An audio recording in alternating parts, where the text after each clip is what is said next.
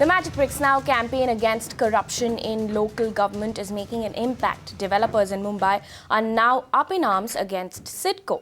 In response to a debate conducted on this channel last week, the Arihant Group has now made a set of documents public in a press conference claiming that the documents provide evidence that CIDCO officers are corrupt and anti-development. The serious charges levelled by Arihant Group range from corruption and favoritism to deliberately blocking construction by denying approvals.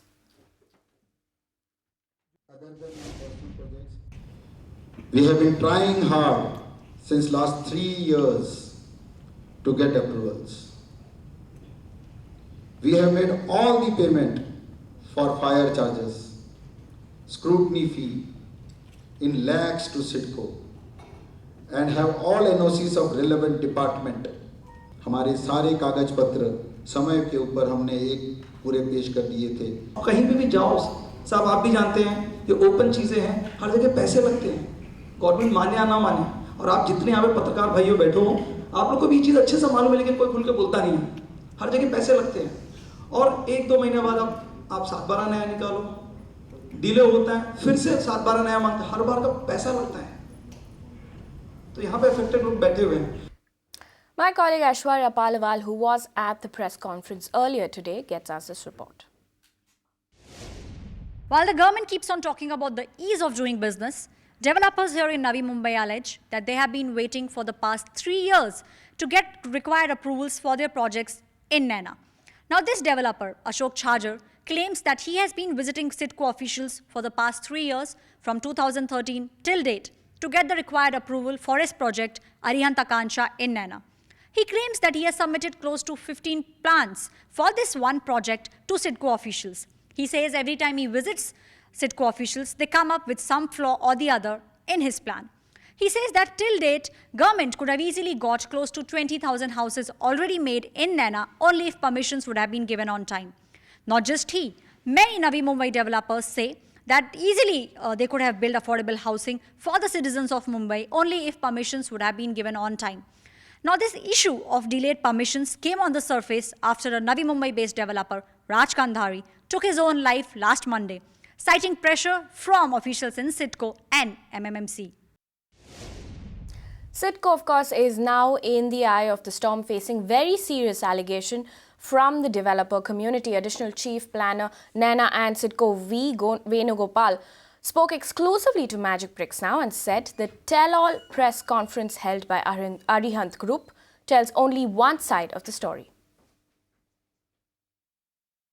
There are some news reports in the past that some huge number of applications have come up for approval in CIDCO and only 29 odd have been granted permission. I would like to clarify here on this matter. The development permissions have been granted based on the DCRs which are prevailing. We have not yet prepared the DCR. We have prepared a interim development plan for 23 villages, which is about 37 square kilometers, and the plan has gone to government after carrying out suggestion objections. I would say 360-degree suggestion objections have been carried out. Now the permissions will happen only when the responsibility is on the developers or the architects of the project to submit all the documents required. Now, if the people are expecting that we will somehow grant permission based on half-cooked documents, documentation are not correct, or documentation which appears to be having some lacunas, and we will overlook that and grant permission, we will never do it. At least I will never ask my team to do it. That is irrespective of the fact whether how much pressure comes from the various quarters of the real estate players. We are now uploading, I think in the afternoon, the entire list of 245 is getting uploaded on the web, which says when the application to come, when the application got refusals. Every application, formal refusals have been given. Now, once the formal refusal is given, it doesn't mean that case is closed. It means the project proponent has to make compliances and the cases are made again alive. Many cases, the FSS are asked more than what is desired, what is required, or what is to be given. The access, which is very important in granting development permissions, unless you have a public, you have a authorized public access, no permission can be granted. It is the responsibility of the project proponent to submit authenticated documents and submit the plans and take permissions. That is the first part.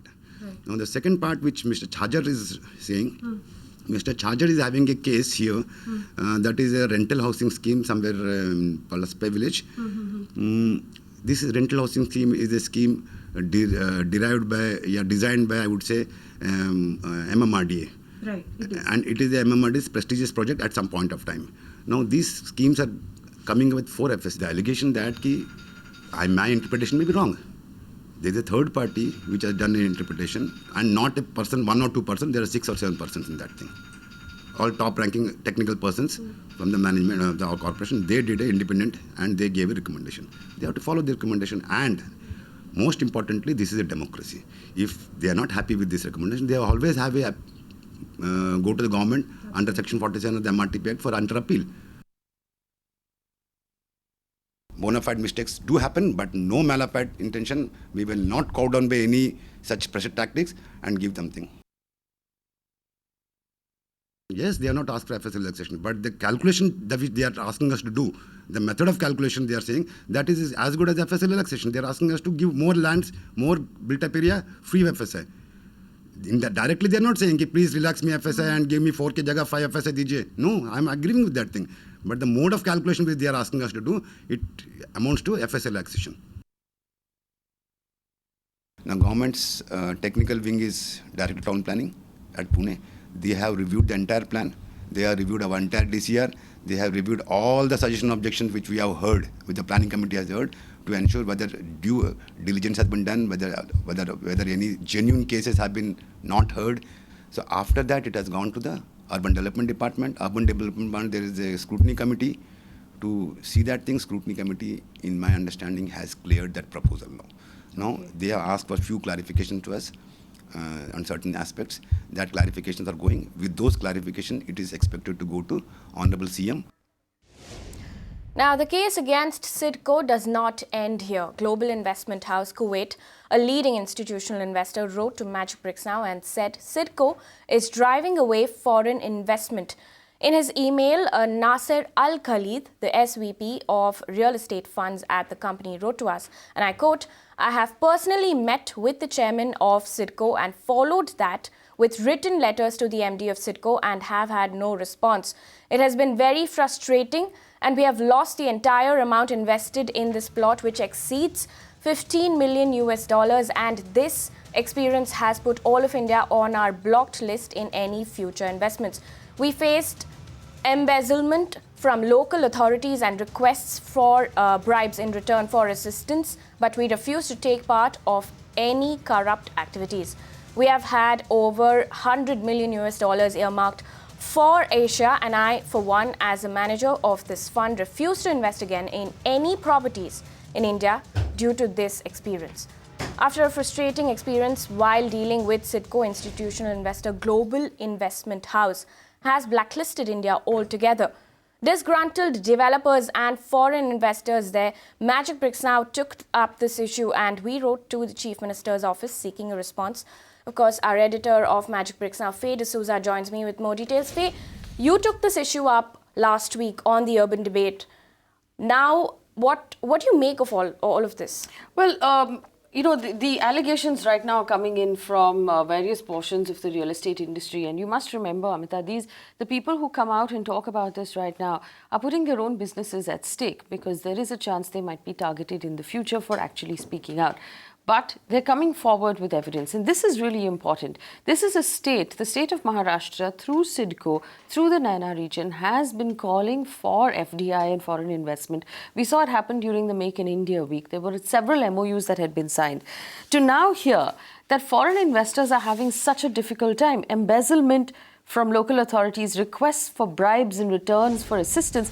This is the email we have received from one such foreign investor who put in money. And he goes on to say, we had over $100 million US earmarked for Asia, and I will make sure none of that money enters into India. And that's massively disappointing.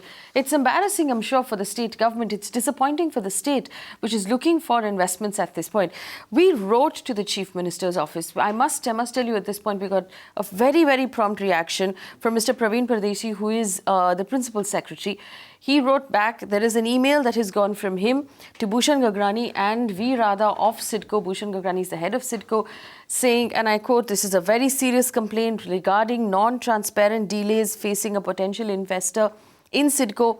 I may request you to call a meeting of the Kuwaiti group in question, resolve the issues that they are facing." That's the email that's gone out, CC us. So it's obviously something that the Chief Minister's office has taken very seriously, and it's something that needs to be looked into, because this no longer is a case that we can brush around under the carpet. And I'll tell you why we take it up so seriously on Magic Bricks Now, because when approvals take this long, when approvals have any sort of glitch in them, whether that's favoritism or corruption or simply red tape, if approvals take this long, it means that we do not get homes. We will not get the affordable homes that we need in our cities and in our states, which is why this is a battle that we will continue to fight.